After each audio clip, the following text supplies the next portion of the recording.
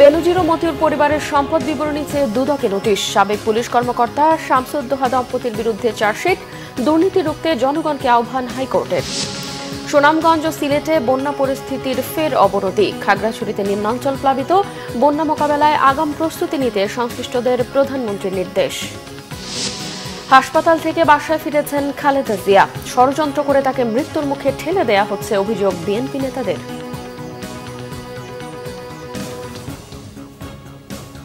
দেখছিলেন বিআরবি কেবল সংবাদ শিরোনাম, এবারে বিস্তারিত।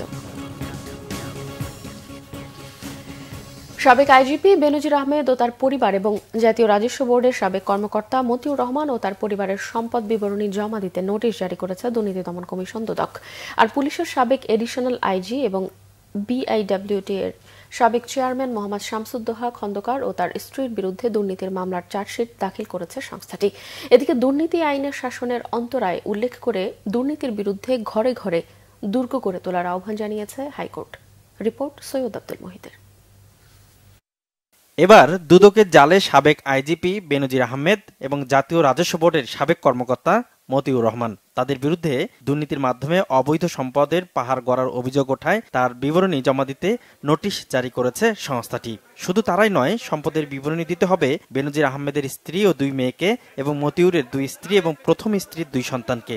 বেনজির আহমেদ, তার স্ত্রী মিসেস জিশান মির্জা, তার জ্যেষ্ঠ কন্যা এবং মেজ কন্যা, তাদের এই সম্পদ বিবরণী দাখিলের জন্য একটি নোটিশ ইতোমধ্যে জারি করা হয়েছে। ডক্টর মোহাম্মদ মতিউর রহমান, তিনিও দুর্নীতির মাধ্যমে দেশে ও বিদেশে অবৈধ সম্পদ অর্জন সহ দুর্নীতি দমন কমিশন কর্তৃক একটি অনুসন্ধানকারী টিম অনুসন্ধান করেছেন এবং ডক্টর মোহাম্মদ মতিউর রহমান, তার প্রথম স্ত্রী লায়লা কানিজ, প্রথম পক্ষের সন্তান এবং দ্বিতীয় স্ত্রী শাম্মী আক্তার শিবলির নামে একটি নোটিশ ইতিমধ্যে জারি করা হয়েছে। শুধু বেনজির আহমেদ নয়, পুলিশের সাবেক অতিরিক্ত মহাপরিদর্শক শামসুদ্দোহা খন্দকারের দুর্নীতি প্রমাণিত হওয়া এখন সময়ের ব্যাপার মাত্র। তিনি বিআইডব্লিউটি এর সাবেক চেয়ারম্যানও ছিলেন। তার বিরুদ্ধে 2019 সালেই মামলা করেছিল দুদক। এবার তিনিও তার স্ত্রী ফেরদৌসী সুলতানের বিরুদ্ধে আদালতে চার্জশিট দাখিল করেছে দুর্নীতি দমন কমিশন। ডক্টর মোহাম্মদ শামসুদ্দোহা খন্দকার এবং তার স্ত্রী মিসেস ফেরদৌসী সুলতানা খন্দকারের বিরুদ্ধে তদন্ত শেষে ডক্টর মোহাম্মদ শামসুদ্দোহা খন্দকারের বিরুদ্ধে 8 কোটি 44 লক্ষ টাকার সম্পদ গোপন সহ 2 কোটি 87 লক্ষ টাকার জ্ঞাত আয় বহির্ভূত সম্পদ অর্জন এবং বিভিন্ন ব্যাংকে সন্দেহজনক অস্বাভাবিক ব্যাংকিং লেনদেনের প্রমাণ পাওয়া যাওয়ায় কমিশন কর্তৃক চার্জশিট দাখিলের অনুমোদন দেওয়া হয়েছে। এদিকে দুর্নীতি রোধে সরকারি কর্মকর্তা কর্মচারীদের সম্পদের হিসাব আইন অনুযায়ী সংগ্রহ করতে নির্দেশ দিয়েছে হাইকোর্ট। এ সংক্রান্ত এক রিটের শুনানি নিয়ে বিচারপতি নজরুল ইসলাম তালুকদার ও বিচারপতি কাজী ইবাদত হোসেনের দ্বৈত বেঞ্চ এই আদেশ দেন। একই সাথে সরকারি কর্মচারী আচরণ বিধিমালা বাস্তবায়নে কি পদক্ষেপ নেওয়া হয়েছে 3 মাসের মধ্যে তার অগ্রগতি প্রতিবেদন দাখিল করতেও বলা হয়েছে। সরকারি কর্মকর্তা কর্মচারীদের নিকট থেকে তাদের সম্পদের হিসাব বিবরণী আইন অনুযায়ী সংগ্রহ করার জন্য সংগ্রহ করা সম্পত্তির হিসাব বিবরণীটি শুরু করেছেন। সেই মর্মে একটি প্রগ্রেস রিপোর্ট আগামী 3 মাসের মধ্যে মাননীয় আদালতে দাখিল করার জন্য একটি নির্দেশনা প্রদান করেছেন। রিটের শুনানিতে আদালত বলেন, দুর্নীতি সুশাসনের অন্তরায়, তাই সব শ্রেণী পেশার মানুষকে ঐক্যবদ্ধভাবে দুর্নীতির বিরুদ্ধে আন্দোলন গড়ে তুলতে হবে। সৈয়দ আব্দুল মোহিত, বাংলা ভিশন, ঢাকা। বৃষ্টি আর পাহাড়ি ঢলে সুনামগঞ্জ ও সিলেটের বন্যা পরিস্থিতির আরো অবনতি হয়েছে। এদিকে পাহাড়ি ঢল আর ভারী বৃষ্টিতে বন্যা দেখা দিয়েছে খাগড়াছড়িতে। কয়েক জায়গায় ধসে পড়েছে পাহাড়। ফেনীতে মুহুরী নদীর বাঁধ ভেঙে গেছে 4টি পয়েন্টে, তলিয়ে গেছে কয়েকটি গ্রাম। প্রতিনিধিদের পাঠানো তথ্য ও ছবিতে ডেস্ক রিপোর্ট। ভারী বৃষ্টি আর পাহাড়ি ঢলে আবারও প্লাবিত হয়েছে সুনামগঞ্জ।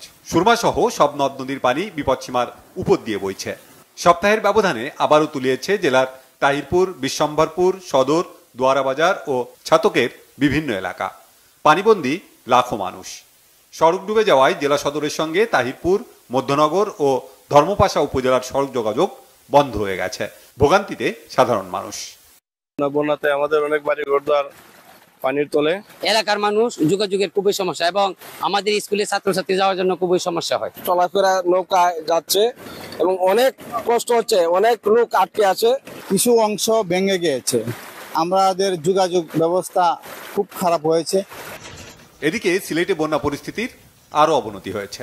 উজান থেকে নেমে আসা পাহাড়ি ঢল আর অতিবৃষ্টিতে ডুবেছে জেলার বিভিন্ন উপজেলা সহ সিলেট নগরীর নদী তীরবর্তী বিভিন্ন ওয়ার্ড। নদ নদীর পানি বইছে বিপদসীমার উপর দিয়ে। পানিবন্দী কয়েক লাখ মানুষ। পিয়াইন নদী, সারি এবং গোয়াইন, এর মধ্যে 3টি নদীর পানির যে উচ্চতা সীমা সেটি বৃদ্ধি পাচ্ছে। অতিবৃষ্টিতে সিলেট নগরীর উপশহর তালতলা, মেজরটিলা, বাগবাড়ি, পায়রা সহ বিভিন্ন এলাকার প্রধান সড়ক তলিয়ে গেছে। অন্যদিকে পাহাড়ি ঢলে তলিয়ে গেছে খাগড়াছড়ি সদর ও দীঘিনালা সহ নিম্নাঞ্চল। চেঙ্গি ও মাইনী নদীর পানি বিপদসীমার উপর দিয়ে বইছে। পানিবন্দী হাজারো পরিবার।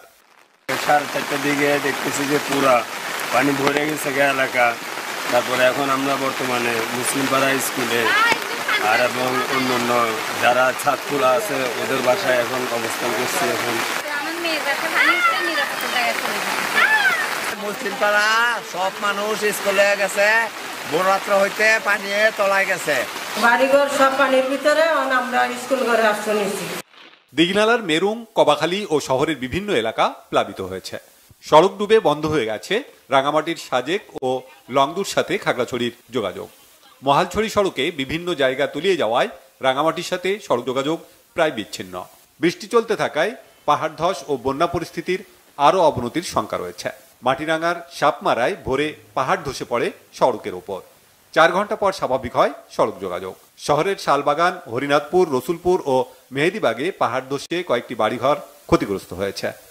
রাতে 3টা বাজে মাটিটা ভাঙছে, আমরা বাড়িছি না 3টা লিয়া পেশাব করাইতাম, এমন টাইমে মাটিটা ভাঙা পড়তেছে। মাটি আর গাছ দইসা পড়ছে, পরে আমরা তো আটকা পড়ছি, পরে জানলা ধাক্কা দিয়ে এরপরে আমরা বাইরেছি। আমরা তো নিজেদের ক্ষতি না করেও তো পারতেছি না, কারণ আমাদের আশ্রয় হইলো পাহাড়ের কিনারে। প্রায় 300-350 পরিবার ঝুঁকিপূর্ণ অবস্থানে আছে। পাশাপাশি তাদেরকে আমরা বিগত কয়েকদিন মাইকিং করেছি আশ্রয় কেন্দ্রে যাওয়ার জন্য। ফেনীর মুহুরী নদীর বাঁধ ভেঙে বন্যা দেখা দিয়েছে। ফুলগাজীতে বন্যার পানিতে মাছ ধরতে গিয়ে ডুবে এক যুবকের মৃত্যু হয়েছে। আকস্মিক বন্যার কারণে স্থগিত করা হয়েছে ফুলগাজী ও পরশুরামের মঙ্গলবারের এইচএসসি পরীক্ষা। Banglavision news desk. আগস্টে বন্যার শঙ্কা প্রকাশ করে সংশ্লিষ্ট সবাইকে আগাম প্রস্তুতি নেওয়ার নির্দেশ দিয়েছেন প্রধানমন্ত্রী শেখ হাসিনা। এছাড়াও ঢাকার আশপাশ সহ কৃষি জমি রক্ষায় নজর দেওয়ার নির্দেশনাও দিয়েছেন তিনি। কৃষিকাজ যেন ব্যাহত না হয় সেদিকে নজর দেওয়ার কথাও বলেন প্রধানমন্ত্রী। তিনি বলেন 3 ফসলি জমি যেন কোনোভাবেই অধিগ্রহণ করা না হয়।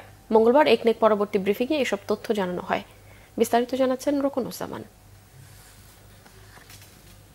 প্রধানমন্ত্রী শেখ হাসিনার সভাপতিত্বে মঙ্গলবার আগারগাঁও এনইসি সম্মেলন কক্ষে জাতীয় অর্থনৈতিক পরিষদের নির্বাহী কমিটি একনেকের সভা অনুষ্ঠিত হয়। সভায় ঢাকা অঞ্চলের কৃষি উন্নয়ন সহ প্রায় 5,500 কোটি টাকা ব্যয়ে 11টি প্রকল্পের অনুমোদন দেয় একনেক।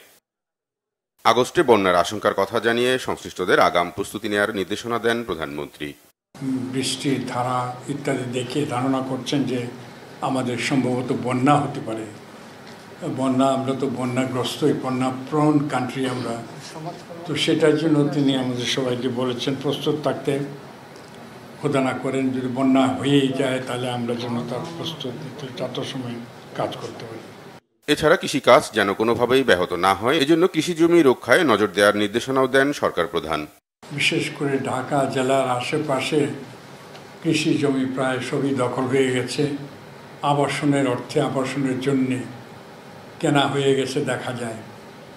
যেখানে যেখানে জমি রয়েছে সেগুলো যতদূর সম্ভব ত্বরান্বিত করতে হবে যাতে কৃষি উৎপাদন বৃদ্ধি পায় এবং বেশি হয়। এই এলাকায় কৃষিকাজ আস্তে আস্তে কমেই যাচ্ছে। শহর এখনো হয় নাই, কিন্তু তার আগেই কৃষিকাজ কমে যাচ্ছে। এটার উপর উনি জোর দিয়ে বলেছেন 3 ফসলি এলাকা, 2 ফসলি এলাকা এইগুলিতেও যেন প্রকল্প যদি সুযোগ সুবিধা হয় প্রকল্প না নেওয়ার জন্য। একনেকে অনুমোদিত অন্যান্য উল্লেখযোগ্য প্রকল্পগুলোর মধ্যে রয়েছে বরগুনা ও মুন্সিগঞ্জ জেলায় গুরুত্বপূর্ণ অবকাঠামো উন্নয়ন, নরসিংদীর রায়পুরায় সোলার পাওয়ার প্ল্যান্টের জন্য জমি অধিগ্রহণ, 3 জেলায় কিশোর উন্নয়ন কেন্দ্র স্থাপন ও বিভিন্ন জেলায় পুলিশের থানা, আবাসন ও ব্যারাক নির্মাণ। রুকনুজ্জামান, বাংলাভিশন, ঢাকা। হৃদযন্ত্রে পেসমেকার বসানোর পর গতকাল সন্ধ্যায় গুলশানের বাসভবনে ফিরেছেন বিএনপি চেয়ারপারসন বেগম খালেদা জিয়া। তার ব্যক্তিগত চিকিৎসক অধ্যাপক ডাক্তার এজএম জাহিদ হোসেন জানিয়েছেন এখন কিছুটা সুস্থ আছেন বেগম জিয়া। বাসাতেই চিকিৎসকদের পর্যবেক্ষণে বিএনপি চেয়ারপারসনের নিয়মিত চিকিৎসা চলবে।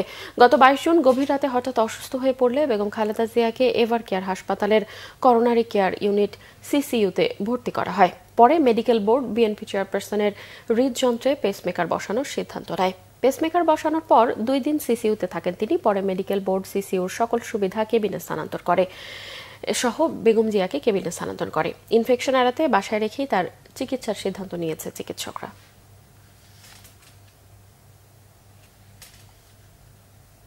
উনি অত্যন্ত অসুস্থ এবং অসুস্থ থাকার কারণেও ওনাকে শিফট করা হয়েছে শুধুমাত্র যে কোনো সময় ইনফেকশনের সম্ভাবনা থাকে, বিশেষ করে hospital acquired infection, cross infection, এই দুটি সম্ভাবনা থাকে।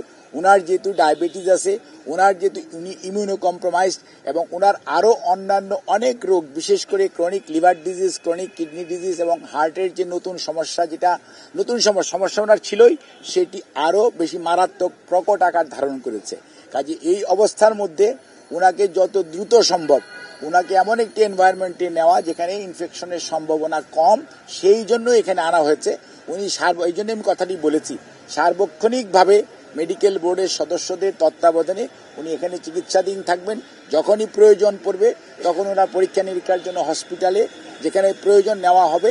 তবে যেটা প্রয়োজন ওনার যত দ্রুত সম্ভব মাল্টিডিসিপ্লিনারি হসপিটালে ট্রান্সফার করা। বিএনপি স্থায়ী কমিটির সদস্য নজরুল ইসলাম খান বলেছেন, স্বৈরাচার ফ্যাসিস্ট সরকারের বিরুদ্ধে ডান বাম ইসলামপন্থী কমিউনিস্ট পার্টির মধ্যে যে ঐক্য গড়ে উঠেছে তা আগে কখনো দেখা যায়নি। এই ঐক্যকে আরো বেগবান করা গেলে কাঙ্ক্ষিত লক্ষ্যে পৌঁছানো যাবে। মঙ্গলবার চট্টগ্রামে বিভাগীয় শ্রমিক দলের উদ্যোগে বুনিয়াদী কর্মশালার উদ্বোধনী অনুষ্ঠানে তিনি এসব কথা বলেন।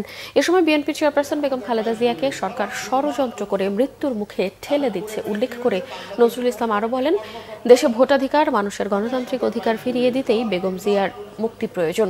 কারণ স্বৈরাচারী শাসককে হটানোর অভিজ্ঞতা ও বিজয় অর্জনের অভিজ্ঞতা সবচেয়ে বেশি বেগম খালেদা জিয়ারই। কেন টাকা সব কোটিপতিরা এমপি হয়ে যাচ্ছে? কারণ এই দেশে কোনো ভোট হয় না, জনগণ ভোট দিয়ে এখানে এমপি বানায় না। যার টাকা আছে সে ম্যানেজ করে নমিনেশন দেয়, এমপি হয়ে যায়। দেশনেত্রী বেগম খালেদা জিয়া অন্যায়ভাবে কারারুদ্ধ, দারুণভাবে অসুস্থ, তাকে ষড়যন্ত্রমূলকভাবে মৃত্যুর মুখে ঠেলে দেওয়া হচ্ছে। তার মুক্তি দরকার। মুক্তি তার জন্য না, খালি আমাদের জন্য দরকার। কারণ এই বাংলাদেশে স্বৈরাচারের বিরুদ্ধে লড়াই করার সবচেয়ে বেশি অভিজ্ঞতা তার, বিজয় হওয়ার অভিজ্ঞতা তার, আন্দোলন সংগ্রামে বিজয়ী হওয়ার তারই অভিজ্ঞতা সবচেয়ে বেশি। এই অভিজ্ঞ নেতৃত্ব দরকার আছে আমাদের। এদিকে ভারতের সাথে করা চুক্তি দেশের স্বার্থ বিরোধী, জনগণ তা মানে না বলে মন্তব্য করেছেন বিএনপি চেয়ারপারসনের উপদেষ্টা জয়নাল আবেদিন ফারুক। মঙ্গলবার জাতীয় প্রেস ক্লাবে এক অবস্থান কর্মসূচিতে জয়নাল আবেদিন ফারুক বলেন, উন্নত চিকিৎসা পাওয়া বেগম খালেদা জিয়ার মৌলিক অধিকার। উন্নত চিকিৎসার জন্য চিকিৎসকরা তাকে বিদেশে নেওয়ার সুপারিশ করলেও প্রতিহিংসার কারণে সরকার তাকে বিদেশে যেতে দিচ্ছে না। ভারতের স্বার্থের বিরোধিতার কারণেই বেগম খালেদা জিয়াকে বন্দী করে রাখা হয়েছে। ভারতীয় আগ্রাসন মেনে নেওয়া হবে না। সরকার তলে তলে পশ্চিমবঙ্গের মুখ্যমন্ত্রী মমতা ব্যানার্জির সাথে সম্পর্ক রাখে, ইলিশ পাঠায়, কিন্তু মমতার কারণেই পানির ন্যায্য হিস্যা পাওয়া যাচ্ছে না। সার্বজনীন পেনশন প্রত্যয় স্কিমের নামে শিক্ষকদের জিম্মি করা হয়েছে। অবিলম্বে প্রজ্ঞাপনটি বাতিল করা না হলে অনির্দিষ্টকালের আন্দোলন চলবে বলে জানিয়েছে পাবলিক বিশ্ববিদ্যালয়ের শিক্ষকরা। শিক্ষার্থীদের অভিযোগ, শিক্ষকদের আন্দোলনে ব্যাহত হচ্ছে পড়াশোনা। কর্মসূচির কারণে ক্লাস পরীক্ষার পাশাপাশি বন্ধ রয়েছে দাপ্তরিক কাজ। একই দাবিতে আন্দোলন করছে কর্মকর্তা কর্মচারীরাও। এসএম ফয়েজের রিপোর্টে বিস্তারিত।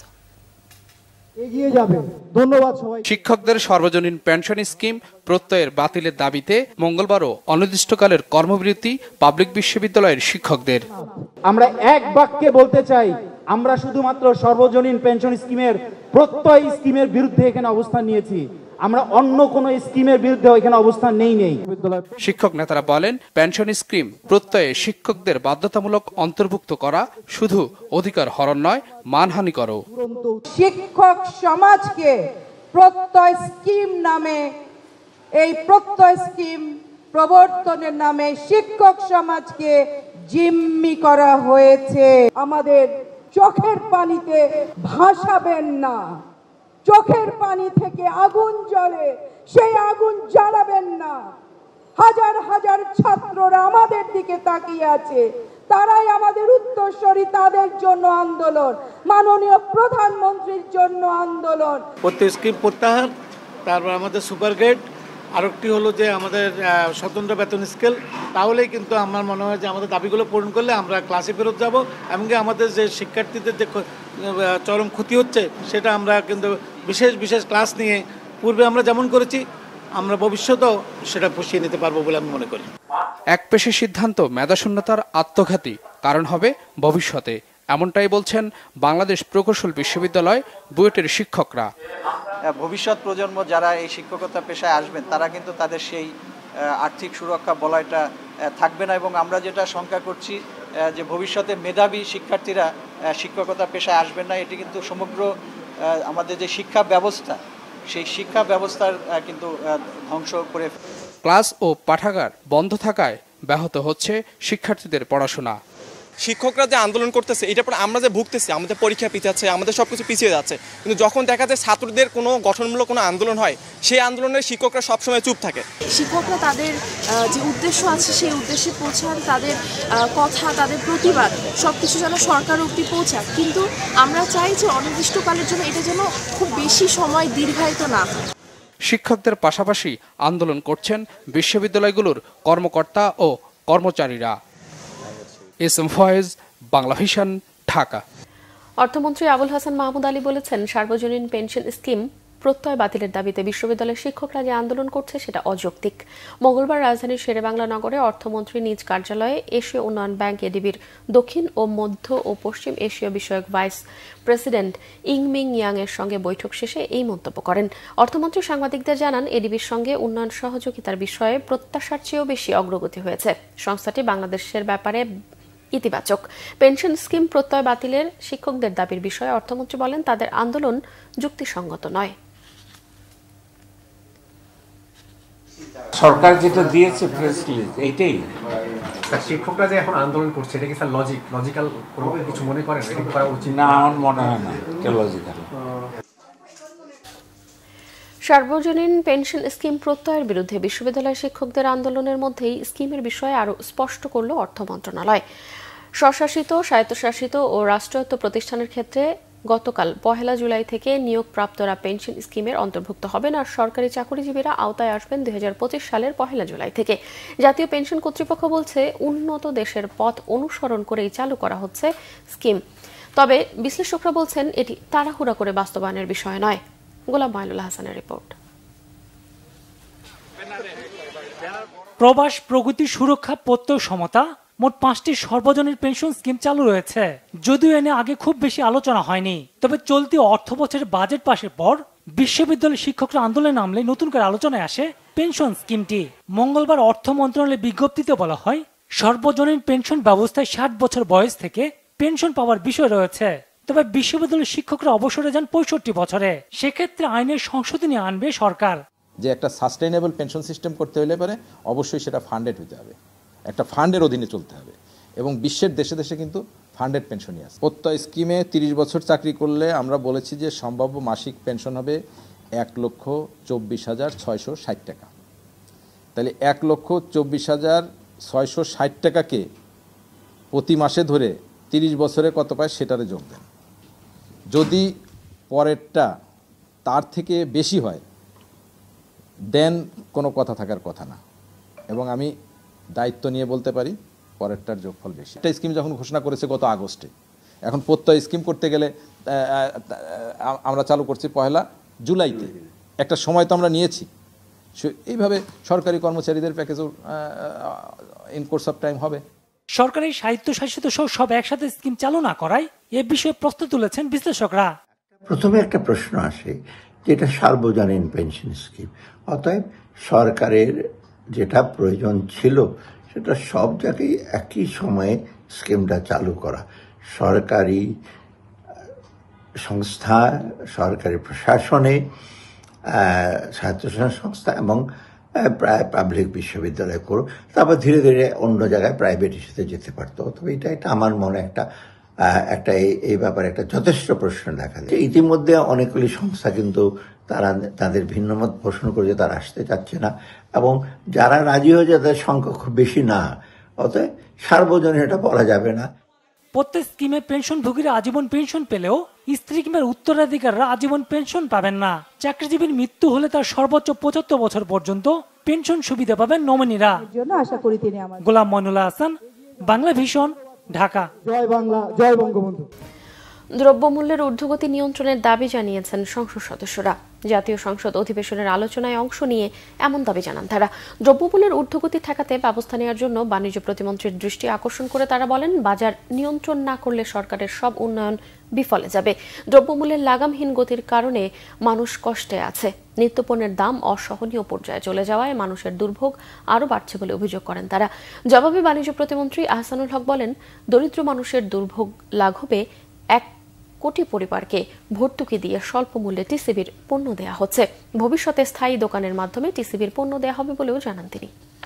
টি-20 বিশ্বকাপে সাকিব লিটন সহ সিনিয়রদের পারফরমেন্সে হতাশ বিসিবি। সেমিফাইনালে বাংলাদেশের না খেলতে পারাটা দুঃখজনক বললেন বিসিবির সভাপতি নাজমুল হাসান পাপন। নতুনদের নিয়ে চিন্তা থাকলেও তারা প্রত্যাশার চেয়ে বেশি ভালো খেলেছে বলে মনে করেন তিনি। তবে আফগানদের বিপক্ষে হারায় উইকেটের অজুহাত দিয়েছেন বোর্ড সভাপতি। মানিক মাহমুদের রিপোর্ট। টি-20 বিশ্বকাপ শেষে বাংলাদেশ ক্রিকেট বোর্ডের সভা। বিশ্বকাপে বাংলাদেশের খেলার মূল্যায়ন, কোচ ও কোচিং স্টাফদের চুক্তি, বেতন সহ নানা বিষয় নিয়ে আলোচনা হয় সভায়। টি-20 বিশ্বকাপে 3টি ম্যাচ জিতে সুপার 8-এ খেলেছে শান্ত বাহিনী, কিন্তু প্রথমবার সেমিফাইনালে খেলার সুযোগে আফগানিস্তানকে মাত্র 115 রানে বেঁধে ফেলেও ম্যাচটা জিততে পারেনি। বিসিবি সভাপতি জয়ের চেষ্টায় ঘাটতি ছিল মনে করলেও উইকেটের অজুহাত দিয়ে দলকে বাঁচানোর চেষ্টা করেছেন। যে উইকেটে সাউথ আফ্রিকা 115 করতে নেপালের সাথে 20 ওভারে কষ্ট করে 1 রানে জিততে হয় 115 করে, আপনারা বলবেন 12 ওভারে 115 করে কোনো ব্যাপার নাকি টি-20-তে? না, আমিও তো জানি ব্যাপার না, কিন্তু এখানে এসে কেউ করে দেখাইলেছেন বুঝতে পারতাম। এইটা চেষ্টা করা উচিত ছিল আনটিল দ্য লাস্ট, যে আমরা 12 ওভারেই জিতবো। এইটা যদি বলেন, এটা আমি একমত। যখন ডিফেন্স করার কথা ছিল তখন দেখছি মারতে গেছে, আর যখন মারার কথা তখন দেখছি ডিফেন্স করতে গেছে। এখন আপনি আমাকে বলেন এটা মানেটা কি? দল নিয়ে জানতে চেয়েও সংশ্লিষ্ট পরিচালকদের কারো কাছ থেকে কোনো উত্তর পাননি পাপন। নিজের মূল্যায়নে বিশ্লেষণ করেছেন সাকিব মাহমুদুল্লাহ থেকে নতুন রিশাদ তানজিমদের পারফরমেন্সকে। ভারতের বিপক্ষে ম্যাচের দিন তাসকিনের টিম বাস মিস করার কথাও জানতেন বিসিবি সভাপতি। আমি আজকে বোর্ডে এখানে যাদেরকে জিজ্ঞেস করেছি কেউ জানে না, কেন বলেছে কেউ জানে না। তাহলে এখন আমি কি বলবো বলুন? আপনি যদি বলেন আপনি জানেন না, তো আমি কি করবো? আমি বললাম না, একটা আশ্চর্য কথা বলে। শান্ত, লিটন দাস, সাকিব আল হাসান, মাহমুদুল্লাহ রিয়াদ, ওদের কাছ থেকে যে এক্সপেকটেশনটা ছিল, আর ওরা তো আর সব ম্যাচ ভালো খেলবে না, কিন্তু কিছু ম্যাচ ওরা আমাদেরকে যেরকমভাবে আমরা ওদের কাছে এক্সপেক্ট করেছিলাম সেই ধরনের এক্সপেকটেশন এটা আমরা হয়নি। বরং নতুন কয়েকটা ছেলে দারুণ খেলেছে। শান্ত ওর খেলার পারফরমেন্স দিয়েই কিন্তু বাংলাদেশ টিমের ক্যাপ্টেন হয়ে আসছে, ও আকাশ থেকে উড়ে আসেনি। সাকিব মাহমুদুল্লাহদের অবসর নিয়ে বোর্ড উদ্যোগের ইঙ্গিত দেন বোর্ড সভাপতি। আমাদের এখন তো ওই সময়টা যখন নাকি আমাদের সব কি প্লেয়াররা চলে যাচ্ছে। এখানে এই টুর্নামেন্টে কিছু প্লেয়ার আছে যারা probably this is the last টি-20। একটা হতে পারে ওরা নিজেরা বলবে আমরা খেলবো না, একটা হতে পারে বোর্ড থেকে বলবে, মোটামুটি আমার মনে হয় ওরকমই কিছু একটা হবে। এই যে একটা ট্রানজিশন ফেজ, এখন নতুন নতুন ছেলে ঢোকানো, that was the major challenge. আমাদের মাথায় খালি এই একটা চিন্তাই ছিল। ক্রিকেটারদের প্রতি ব্যক্তিগত আক্রমণের সংবাদ প্রকাশ নিয়ে গণমাধ্যম ও সামাজিক যোগাযোগ মাধ্যমের প্রতি কঠোর হওয়ার হুঁশিয়ারিও দেন বিসিবি প্রধান। বোর্ড সভায় সিদ্ধান্ত হয় স্পিন কোচ মুশতাক আহমেদের সাথে চুক্তি নবায়ন করছে বিসিবি, আর চুক্তির মেয়াদে আগামী ফেব্রুয়ারি পর্যন্ত থাকছেন কোচ হাতুরে সিংহে। মানিক মাহমুদ, বাংলা ভিশন, ঢাকা। সংবাদ শেষ করব বিআরবি কেবল শিরোনামগুলো আরো একবার জানিয়ে।